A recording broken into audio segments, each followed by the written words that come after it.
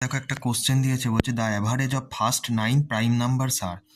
এখানে সিম্পল ভাবে করতে গেলে দেখো প্রথম 9টা প্রাইম নাম্বার কোনটা।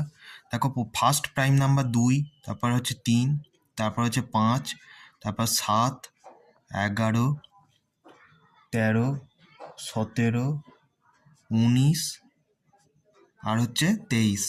এবার বলছে average of first 9 prime numbers. দেখো এখানে 9খানা প্রাইম নাম্বার হয়ে গেল। এবার সব কটা কী করবো, যোগ করব আর যে কটা সংখ্যা বলেছে, কারণ 9টা প্রাইম নাম্বার 9 দিয়ে ভাগ করে দেবো, সিম্পল 9 দিয়ে আমি ভাগ করে দেবো। দেখো যদি সব কটা যোগ করি, প্রত্যেকটা যদি ভালো করে দেখো, যদি যোগ করি আমার আসবে হচ্ছে 100, আর নিচে হচ্ছে 9, তাহলে 9 দিয়ে যদি ভাগ করি 11×1=9 এর অ্যান্সার হবে।